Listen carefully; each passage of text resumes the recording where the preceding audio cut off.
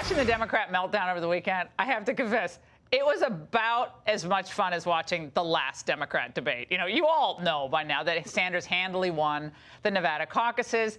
And to watch the reaction, you would have thought that Donald Trump had just won re-election. Democratic candidates really are not vetting Bernie Sanders. Democrats need to sober up and figure out what the hell they're going to do about that. The real winner last night, I believe, was Putin. We are living in a kind of political equivalent of climate change. It's extreme weather. I'm reading last night about the fall of France in the summer of 1940, and the general, Renault, calls up Churchill and says, "It's over." The thrill is definitely not running up that leg tonight. And what did they think, though, was going to happen? Did they really believe that stoking radicalism on college campuses and fueling this general mindset, you've all felt it, seen it, heard it, of victimization? And they thought all that was going to lead to good outcomes for their party, for our society? Did they really believe that celebrating a deeply dark and cynical view of America and our pop culture was going to end well? And what did they think was going to happen when they stood by and nodded approvingly as our young people were pummeled with a message that our country is racist, sexist, xenophobic, and just plain rotten? Well, guess what? Over time, and in the absence of actual facts or maybe parents that teach the truth, the poisonous plant of radicalism will take root. The truth is that a nation which in many ways was created, and I'm sorry to have to say this, from way back on racist principles. When I talk about creating an America that works for all people, it means doing away with the systemic racism that exists from coast to coast. Is America great? In many ways, we are. In some ways, very significant ways, we're not. So why would, for instance, new citizens, unaware of the left's ongoing indoctrination in our culture, in our schools, sometimes even churches, why would they think socialism was all that bad? The Democrats couldn't even stand, let alone applaud. I almost forgot this. When at last year's State of the Union speech, the president said this: America will never be a socialist country. Well, a lot of the Democrats in that audience did not stand. Now, most schools today don't tell them the truth, the students the truth about life under socialism, that it always leads to less power for the individual, less prosperity for the individual, less freedom for the average citizen. The bottom line is Democrats have no one to blame but themselves for the Bernie juggernaut. And even though so many claim that Obama was such a moderate, he bears some of the responsibility, too. If you got a business, you didn't build that. I believe in American exceptionalism, just as I suspect that the Brits believe in British exceptionalism and the Greeks believe in Greek exceptionalism. We'll just all agree to be exceptional together. Now, this is exactly what Sanders, of course, a dirty millionaire himself, believes. You know what, Mr. Bloomberg, it wasn't you who made all that money. Maybe your workers played some role in that as well.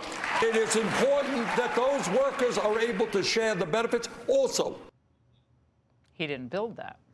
Well, with Biden faltering, we at The Angle knew that Democrats would hurtle toward this radical alternative.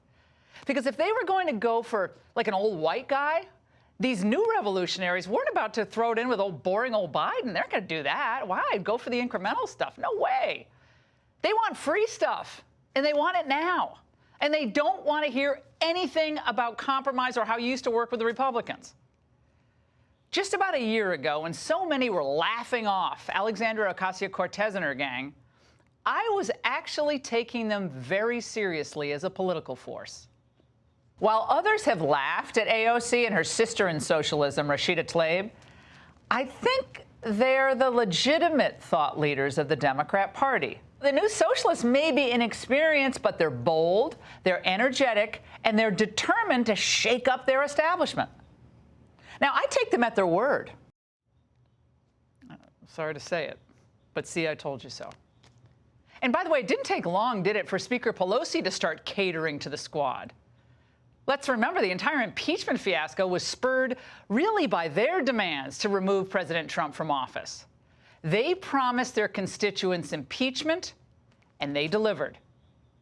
And who's more exciting, by the way, on the Democrat scene today? Buttigieg, Mr. Perfect, Klobuchar, the latecomer billionaire Bloomberg? Not a chance. Come on, we all know this. Now, in a way, Sanders is just a lot more honest than Obama and his crowd.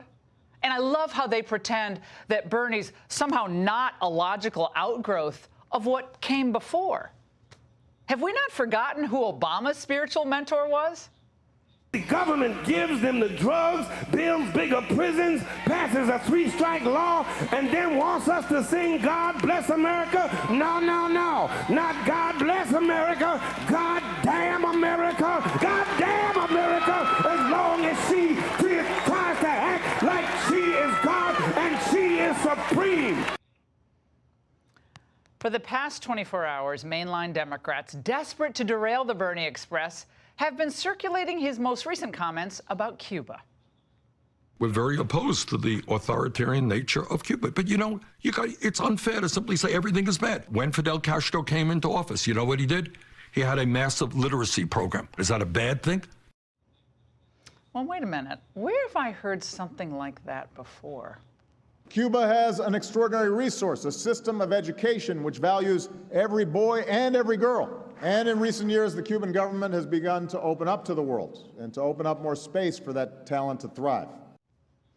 So today's supposedly more moderate Democrats, they don't want you to know this, but they're a heck of a lot closer ideologically to Sanders than they want you to let on. They love calling themselves, all of them, global citizens, since they believe America really isn't any better than any other country, certainly not our Constitution, not our flag, not our Declaration of Independence, not even our patriotic music. That's kind of passé, isn't it? And a lot of our monuments, tear those down. How can a nation that elected Donald Trump claim to be exceptional after all? The Democrats had a chance to put down the Bernie rebellion years ago, frankly, decades ago. But they decided to ride the socialist wave. Even Hillary never really attacked his ideas as dangerous and wrong.